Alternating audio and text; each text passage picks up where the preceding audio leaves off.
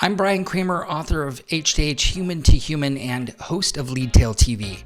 Our guest today is Kieran Hannon, Chief Marketing Officer at Openpath, and with 3 decades of successfully building best-in-class consumer experiences in mobile, digital, and retail sectors.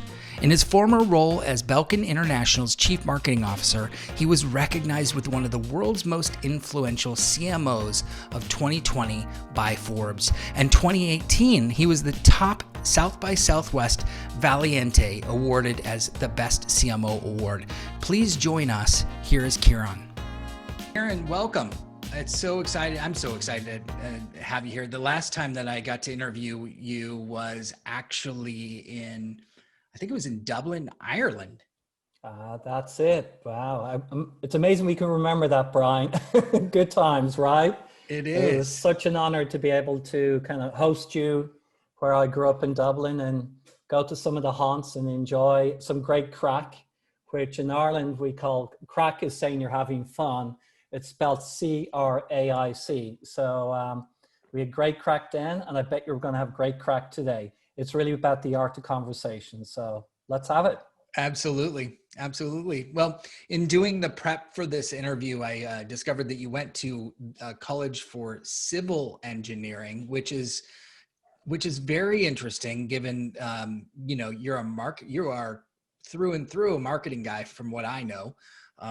How does an engineering student become a marketing person? Well, growing up in Ireland,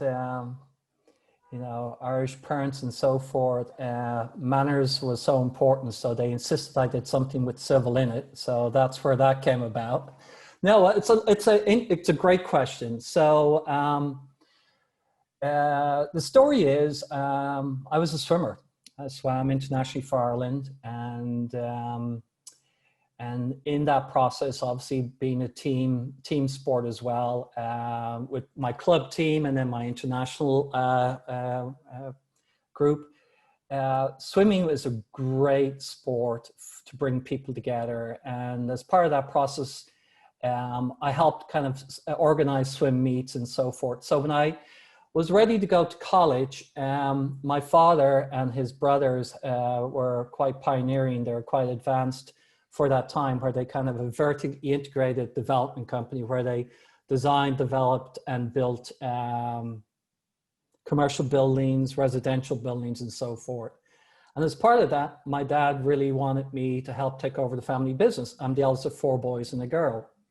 So very much focused on kind of, okay, Kieran, you're going to do civil engineering.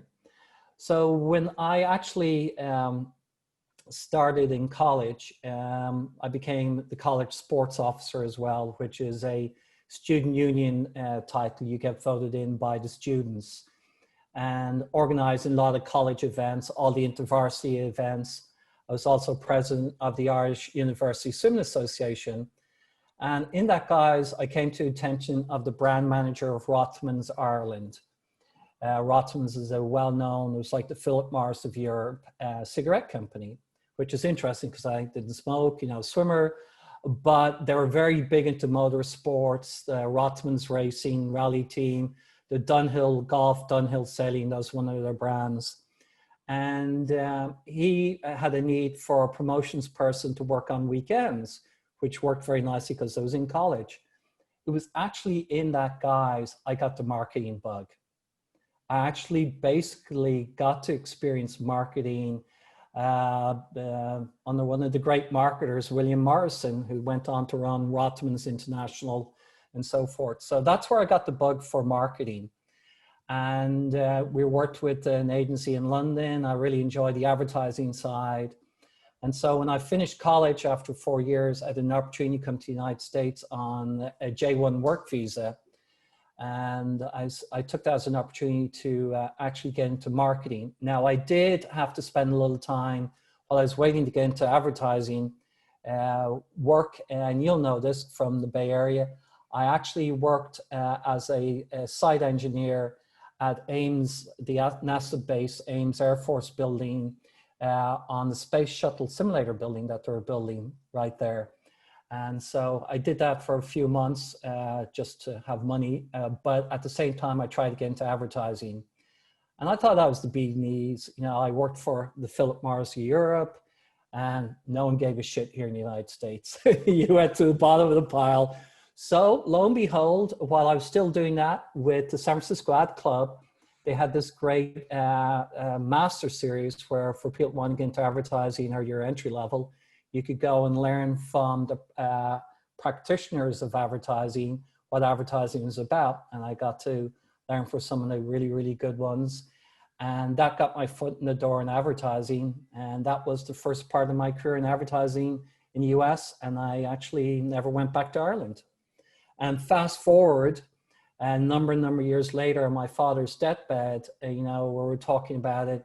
He says, the best decision you ever made, you've made the right decision. So he confirmed it. Oh, yeah. What a great. Yeah. Yeah. So he was happy for me. He knew this is really what I was about. So or else I could have gone down the path of civil engineering, which is great. It was a great education, great background. I really enjoyed it. But marketing, I think, was always in my DNA, and I kind of found it by coming to the United States and studying advertising.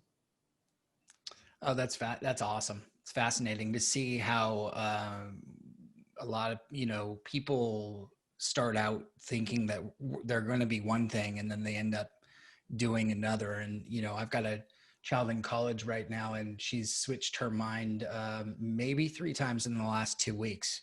And so I'm always curious, you know, where we're all going to end up, because, you know, that's normal. Yeah. And I was telling her that the other day, and it's, you know, it's right up there with, you know, just because you study something doesn't mean that that's what you're actually going to do. True. Very true. And you just don't know. It's part of growing and experiences, and they all build upon one another, right? They don't detract. So I just tell folks, don't sweat it. In the moment, do the best of what you're doing, and it will just continue to build and grow. And the other thing is, you know, opportunities present themselves, but you've got to be prepared to jump in and take advantage of it. So that's the other thing that you got to be ready to do. Just don't kind of sit back and kind of let things slide by. Think about how you can best, like, for instance, I tried so hard to get into the ad world in San Francisco. And, you know, I was, you know, fresh off the plane, fresh off the boat. No way. You didn't know anyone. You didn't go to college here in the United States. Didn't make it. They didn't really care. So, you know, some people may have gone, okay, I'll give up and I'll do something else. I figured out a way to get in the door by doing the San Francisco Ad Club Master Series. And that then introduced me to folks, and things built from there. That's awesome. How do you know, what is maybe one way that you've used that engineering degree, the civil engineering degree, that surprised you, and how you're seeing that show up in even what you do now or what you've done in your career? Well, definitely attention to detail, right? That's a really important part. Being able to think about things in different ways, a logical approach, which I think is really good. The other part about engineering is there's multiple ways to think about and approach problems, and it gives you that ability to use that discipline in problem solving, right? So I think that's what's really helped me and my guys. I remember one time I was at Young Rubicam, and it was in the early 90s, and Y&R, Chevron was a client. And it was the time when oil prices were really, really low. And so they had Chevron, about 7,500 at the time, gas stations around the United States, of which about 4,500 were company owned. The rest were franchise owned. I think that was about the right balance, if I remember correctly. But what they were doing is they had all of this real estate. Gas prices were like really, really low. So they weren't getting the ROI on that real estate. But they had all these C stores, convenience stores, that they weren't necessarily kind of promoting or utilizing to increase the ticket, right? And so I took an opportunity to pitch the Y&R management and said, hey, I think we could go to Chevron and present a food marketing program that will help increase, you know, per ticket, the dollar value per ticket for each customer, and ergo the ROI will go up. And no one ever done that. And Y&R gave me carte blanche to go and do it. I worked with Chevron, Lo and behold, the management of Chevron loved it, but so we've no budget for this. So we then went and pitched all the vendors, the Philip Morrises of this world, the Anheuser-Busch's of this world, you name it, the Cokes of this world, to pitch in and fund the program. And next minute, Chevron had a $5 million food marketing program that returned a multiple 3 to 4x of that they'd never seen before. So I think that just like you approach it logically, methodically, and you'll get there. Wow. That's, there's so much to unpack in that. And I would love to go down that road, but I've got a whole bunch of other things that I also want to do, especially what I was hearing from you. And one of those things was, that you had worked for, and led in agencies. You've been, so obviously you've been agency side, you've been client side, you've been big companies, you've been at small companies, you've been at startups. Everything from 11 people to 65,000 people. I've worked the gamut in between 11 to 65,000. Wow. It's too bad you didn't work for a 66,000. That would have been cool. That's kind of where. Actually, I've worked for a company that actually had 2 million. Yeah, million and 2 million. Foxconn, because Foxconn bought Belkin. So we can get to that at the end. Yeah, so I'm nearly sure it's 2 million employees, Foxconn. So everything from 11 to 2 million. There we go. We just figured it out. Now we can check the 66,000 off your list. Exactly. That's good. So, well, with all of that, the different size companies that you've worked at in marketing roles, CMO, to head of marketing, to every kind of working your way up the ladder. Do you find that there are any keys to success that span across all those roles? I think there's a mindset is so important. The aptitude and attitude and the flexibility and agility, right? I think some people get very caught up on a career path that is very linear, like going up a tree trunk, right? And they're going up each step, they're checking it off, 2 years I got to go to this and that.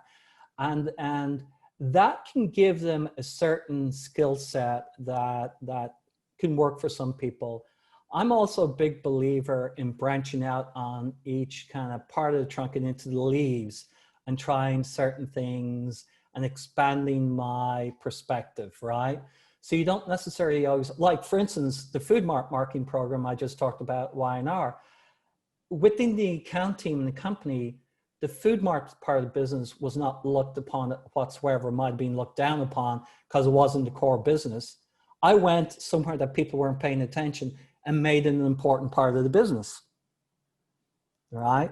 So those are things, I always say in marketing, either you're solving a problem that someone has as a marketer, i.e. an itch that needs to be scratched, or alternatively, you are capitalizing on an opportunity that you're creating. And both could be one and the same, or it could be different, but that's kind of what you need to be kind of focused on. So again, going out in the branches of a tree, learning slightly different things, and then coming back in and going up the trunk to the next level, it gives you a much stronger platform for success, in my opinion. There's so many changes that have happened across the years that we could spend a whole nother interview on everything that has happened to marketing.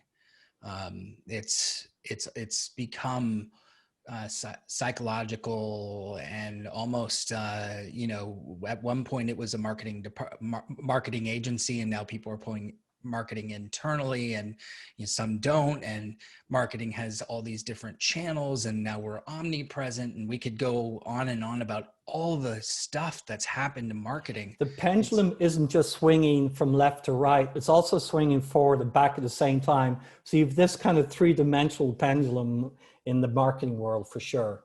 Yeah. Well, so amongst all of that, how do you design for that, where there's unique requirements for success in all of these specific environments? And there's so many, especially at a large company where you've got so many uh, so many, you're spinning so many plates. Right.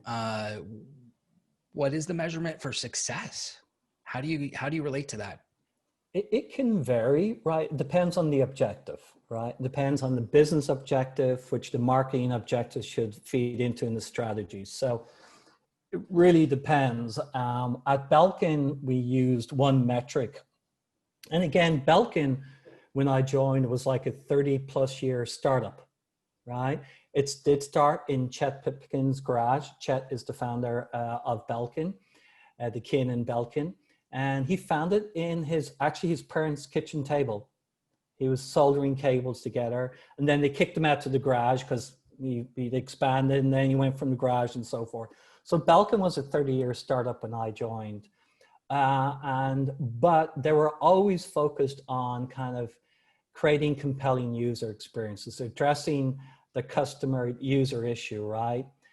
People inspired products. And so how people use the products and then connecting the device to the end user's desired interest, how you make that come together.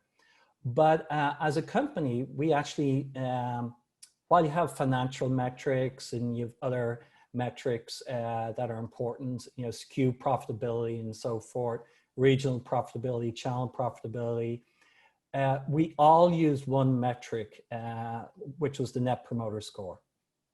And that's what we followed religiously, right? You know, depending on the product and the category, you know, for Wemo, which is a smart home brand, you know, we do a 3-day, a 3-week, a 3-month, and then yearly NPS study of a user experience to really understand how that experience with that product grew over time.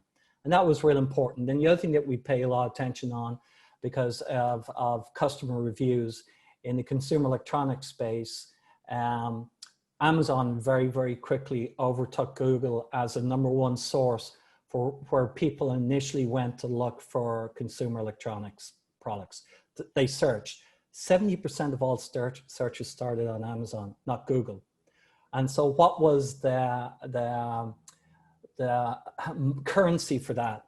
The star rating and the reviews. So we very much focused on what those reviews look like. And if anything got to like a 3.5, red alerts would go, what's wrong with that product? Why is it at that? So those are things we would look at, and those were important.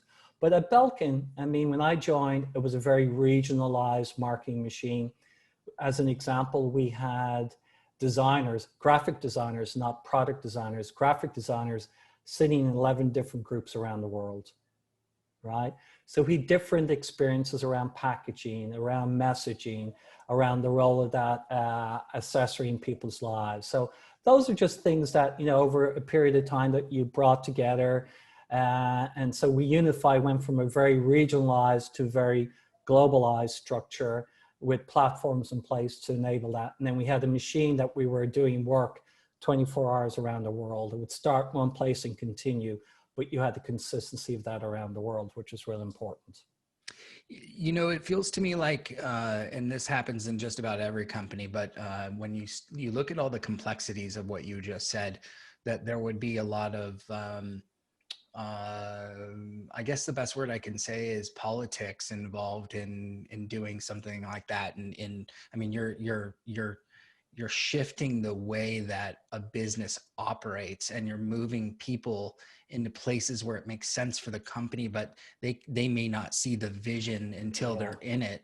And how do you approach that? I mean, at any job you walk into, it's going to be that kind of a challenge, I would imagine.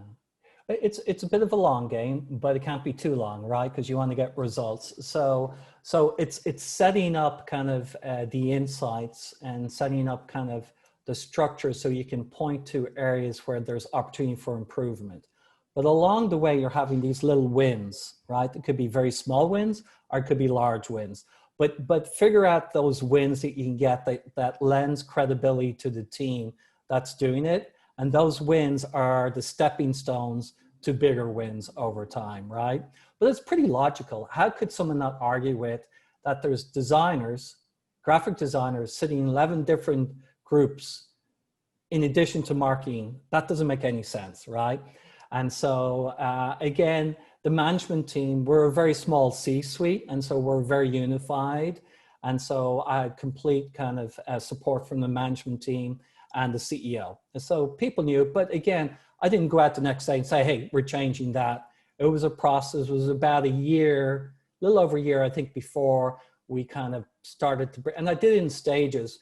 I brought in like the design function, some of the channel marketing function. Then over time, the next year was e-commerce and so forth. So you don't do it all at once because you can break the system. You do it in stages and it builds from there. PR was another example where PR was very regionalized. Then we brought in a great PR structure globally that really fueled both the global part and the regional part. So again, stages. What an experience of a lifetime to be able to do something like that. I'm drooling a little bit on what it was, and yet at the same time, I know there was a lot more effort put into that on an everyday and every night basis in some cases to just do something like that. It was long days. Like the start morning with Europe and US during the day, then a lot of Asia calls into the evening. But you know, it's what you do. It didn't feel like work. It felt like it was a great journey. And when I joined, you know, as I was joining, it was one brand. And then the company acquired Linksys. So on my first day in the job, I had two brands to manage. And by the way, Chet said to me, Kieran, I also want you to run our customer care team. And I go, oh shit. And to his credit, I kind of, you know, pushed back and said, Chet, I've got a lot of things. Not only do I have to get the Belkin brand going, but also we just acquired Linksys, and that needs to be rebranded and all that stuff. Not renamed, but you know, Cisco had it for quite a while, and it, you know, so I said, there's a lot to do. And he said, to his credit, he said, Kieran, there's nothing better than customer care helping you understand the voice of the customer. And I didn't think of it like that. Wow. And I go, yeah, you're right. And so I was with Belkin a little over 6 years, and within a 3-year span, I was able to kind of build out the customer care team. We streamlined it, we optimized it. We moved a lot to social, where we're doing about 10,000 successful engagements on social media. And what I was able to do is understand the important parts of customer care organization. And at that time, we had about 300 FTEs around the world doing customer care for the company with Concentrix, an outsourced call center organization. And we had the size of about 25 people internally managing that. And well, I was able to work with our CIO at the time and move kind of the pure technical operational stuff out and move it over to CIO. And I retained all the voice of customer stuff. And then that then allowed me focus then on other things that we were doing, like building out Wemo as a standalone brand, and then launching Fin as its own standalone brand. So you do things in stages and evolve from there. You know, it's funny. You sent me a wonderful package one time, and I set Wemo up, and I set it up so that when I left my house, then the lights would turn off because of geofencing. But I forgot that when I left the house, my family was still at home. Oh. So that was more of a human error. That had nothing to do with, that's with that. But yeah. you know, you also received you've received a lot of awards, but you received one award at South by Southwest for bold and courageous marketing in 2018. First of all, congrats on that. And tell us more about why you were chosen for that award. It was for a body of work, a number of things. The Belkin brand, it was known and loved. You know, 95% of the US population at one point has had a Belkin product, right? So I had a very much a product relationship, but it didn't have necessarily a tangible aspirational position in people's mindset. And so over a period of time, you know, help position, elevate the Belkin brand to actually at a point, it was at the Apple store outside the Apple brand and Beats, which Apple owns. the largest third-party brand at Apple. And then our NPS scores went significantly higher over that period of time as well. So the Belkin brand, rebranding Linksys and integrating Linksys into the organization, building out that brand portfolio, and launching the Linksys Velop mesh platform, which for the marketplace was highly innovative. Our approach, even in packaging, it was very simplistic. It was non-tech, no speeds and feeds. And again, that's won a ton of awards, including JD Power. Mm-hmm. And so for Linksys, Wemo, building out the Wemo brand and launching Fin, and then also helping sell Belkin as a company to Foxconn. So it was really for a body of work that that I did over a period of time. And I got to be there at CES, I believe, when the mesh system came out and you got that JD Power Award. And man, were you beaming. It was such a cool thing to be able to celebrate with you. Yeah, we really, we said we are going to disrupt the networking space. Wi-Fi, consumers deserve better. And we said, we're going to launch a product that they deserve. And that's what we did. We got a lot of pushback from retailers on the packaging. You know, they said, this is never going to sell. We don't like the packaging. It doesn't look like a tech product and so forth. And lo and behold, you know, those retailers that said that to us came back and said, we made a mistake. This is selling like hotcakes. You guys nailed it. Now, little did he know, we did all of our homework. We would never do anything without doing your homework. It was a year and a half of research, understanding the user needs, the setup needs, the presentation needs, the out-of-box experience, the customer care needs if it was required, you name it. We looked at every touch point. So we reimagined what Wi-Fi should be. Man, it's no small undertaking. What do you think somebody today needs to do to win that kind of an award? Have things changed in enough time since that time ago that you think they're looking for that kind of same level of impact, or you think it's different? I think absolutely there's always, I mean, impact is kind of like in the eye of the beholder, right? So I think it is what you do and how you make something happen, understanding kind of the objective that you're trying to achieve and how you execute against that objective and the results. So absolutely, I mean, there's many examples of companies, you know, during this pandemic, we're talking now during the pandemic, and it's gone through different phases of lockdown and so forth. But there's companies that are doing a good job in pivoting and reacting accordingly. Even here at Openpath, for example, right? Openpath is in the access control space, which to some folks may sound mundane, right? That was your card that you used to get in the building, your classic card. And Openpath is where you're currently the CMO, is that correct? Correct, where I'm currently CMO, yes. And we have this great solution where you could just roll up, there's a device on the wall, it's called a reader, which is what you use to wave the card in front of, right? And so the Openpath solution is using your mobile device, right? Everyone's got this, this supercomputer in their pocket. And those cards that people use, they're very, firstly, unsecure, because someone can steal it and clone it, or you could give it to a friend, they can go into a building. Secondly, the hassle. How often have you lost your card, misplaced it? You've heard that many, many times. How many times you misplaced or lost this? There you go. So you always have this in your pocket. And so the founders of Openpath, when they were at their last company, this is their fourth company, the previous company, Edgecast, a content delivery network, was acquired by Verizon. And during that experience, they got a card for the Verizon office door here in LA. And because they're in the data side of the Verizon Media Group, they got a card for the data center. And over time, this expanded as they went to different Verizon offices. And after a quarter, they had like a little mini backpack full of key cards, and they didn't know what worked where, right?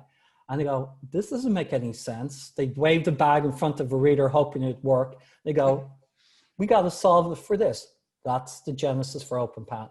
They went and solved the user issue, not the customer issue who buys the access control, the end user issue. And lo and behold, what they did is created you can have the app on your phone doesn't need to be open. You roll up the door and you would just touch the reader with your hand and you're already authorized and in you go. So that was our main differentiation in the marketplace. You didn't need a card. You can have one if you want. We've got our cards and they're encrypted, but you roll up, touch your hand, the reader, in you go. All of our communications, all of our messaging, all of our visual assets, all depicted that. Pandemic hit. Touch is not a good thing. And we're going, oh gosh, what do we do? So the engineering team huddled, and because we make all of our own hardware and software, and that includes our firmware for the readers, nothing's off the shelf, the engineering team figured out how over a weekend in early March, right, late March, figured out how to push out a software update that then for a user to come up didn't have to physically touch the reader. They could wave their hand in front of it and the door would unlock, because we've got capacitive sensors in the readers. And so we detect that motion in front of the reader. So we went from touch to touchless to hands-free. That's an example of a quick evolution because of a market situation that we didn't anticipate. Wow, that sounds like a happy outcome, and a lot like what an agile company needs to do. Yeah, very agile. To make very agile. Yeah, make a decision like that and implement on it. You know, so again, we quickly updated all of our collateral to show a touchless experience.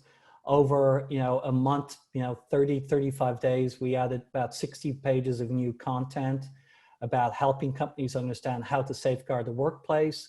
And we've gone from like a physical security access control company that's highly disruptive to a company that's a safety platform for the built world, right? We're both security and peace of mind. And it's about your world, your way, how you want to enter the office, how you want to use Openpath, whether you're an end user, a system administrator, or a system integrator. It's your way. Fascinating stuff. I know that there's also a piece that I wanted to ask you about when it comes to just on the marketing side. Some of the essence of marketing is best practices, and just the foundational stuff of the things that you see folks doing. And you're like, why is that even a best practice? That it doesn't work. It used to work, maybe, or it never worked. What are some of those that you think are best practices, but they really aren't that great? And then on the flip side, what are great ones? Let me start with the latter first, because I think it might highlight the former. One great example is subjective opinions. That is appalling, right? If you're not doing research, if you're not constantly talking to the end user, to the customer, and whether it is in a deliberate manner, i.e. where it's structured, where you're doing focus groups or surveys, or whether it's more ad hoc, where you're listening on social media and comments, watching what they post about products on various online forums. If you're not doing that, then you have no right to be a marketer. The voice of the customer is paramount. And a key trait, I believe, of a strong marketer is having an innate curiosity that never stops. Always keep asking, why are we doing it this way? Why are we doing it that way? Always keep pushing through, working through the complexity to get to the simplicity, right? So, constantly, like at Belkin, for example, I ran research. They still have a qualitative facility on site. We were constantly doing research. So we would have people in just on, different groups, different demographics for different brands. We know when they're scheduled, so we know that the pressing questions we would need answered, whether it's about an existing product that we want to improve, about a new product idea that we have that we wanted to get reactions to. We could even mock it up overnight we had a prototyping lab, a classic model clay shop, or 3D printing. and we would get feedback the next day. They would tweak it overnight again, and then we would test it again the next day. It was all about the end-to-end experience, not just the product, the delivery of the product, the out-of-box experience, what the packaging looked like, the messaging on the packaging, all that stuff we were constantly testing, right? So that's what you need to be doing. You need to be like, every day I'm spending time talking to, you know, customers, understanding kind of how we're addressing their needs, where there's opportunities to help them better, where we're missing in our lack of communication. That's kind of all the stuff that you need to be doing. Did you ever walk into like a Best Buy and see your products and just start watching how people were interacting with your stuff? That as a CMO, I would imagine, man, this is like a treasure chest of information right here. All the time we would just sit there, watch, observe, sometimes get kicked out because what are you doing here? Are you stalking? You know, a little, but no. And then the Best Buy stores would know who we are because we'd be in there. Yeah, stores, mystery shopping we would do all the time. We actually had Belkin, we have brand ambassadors who would go out and work with the channel and do a lot of that as well, right? They would do demos for the blue shirts and so forth, which is, as you know, is the Best Buy term. So again, but there's nothing better than being in the moment, watching people going through the 6 feet, 3 feet, 10 feet kind of evolution coming up to a display, the end cap impact, and what shelf you're on and what's resonating, and then the package story, what should be on front versus the back versus the side. How do you tell the story, but you don't put 10 pounds of shit in a 5-pound bag right in the front, right? Some people want to put everything in the front, nothing sticks. So yeah, it's great. Wonderful, wonderful. Yeah. And I always felt like somebody was watching me, and thank you for confirming it. No, I'm kidding. Yeah.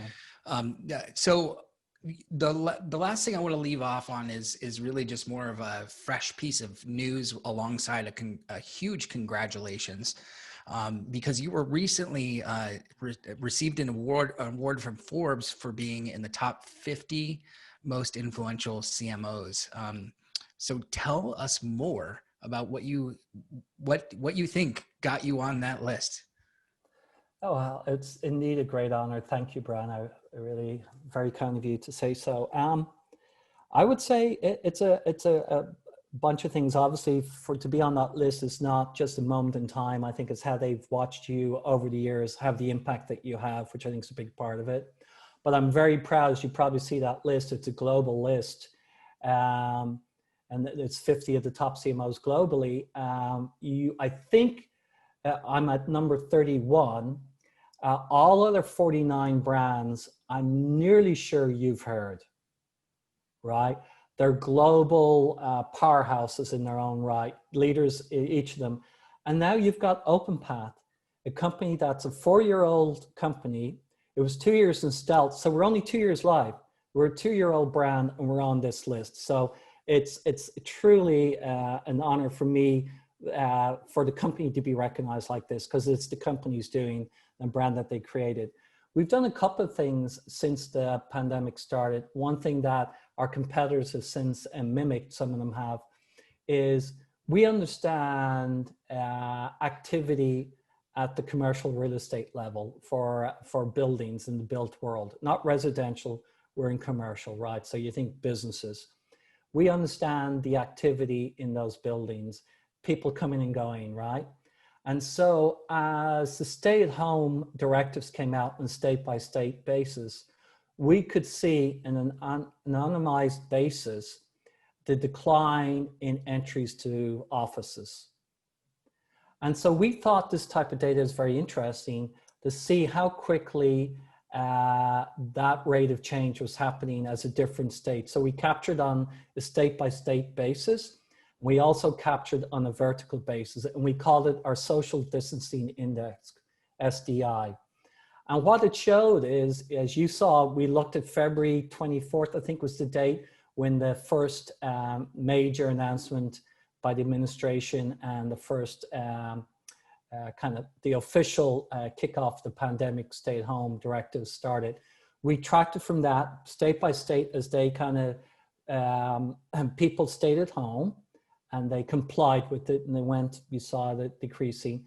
And then as states started reopening, you could see it start to increase. Now, some states didn't change that much. Actually, one state, Nebraska, went above 100% because they brought on more temporary help to help with manufacturing, which is very interesting, right? Another kind of neat insight that we saw within the first month, one of our key verticals are places of worship. We have a very, very robust lockdown solution, which unfortunately is required in this day and age, which places of worship, education, higher education really appreciate and use. We actually saw increases at churches. More people were going to church because they're looking for solace, right? And so those are interesting things. But anyway, that social distancing index is something that's been written up and referred to in a lot of media. And I think that's one that the company is recognized for. And I'm just kind of, I think I said, I'm like the vessel for that. And the other thing was how quickly we reacted and changed and upgraded, not just our product story, but our brand evolution from being a touch brand to being a touchless brand and a safety platform for the built world. Wow. You know, my friend, I could sit and talk to you all day. This is, and time also flew by. Thank you so much for sharing all the intricacies and history and just your own story along the way. And congratulations on everything you've accomplished and so much more to come.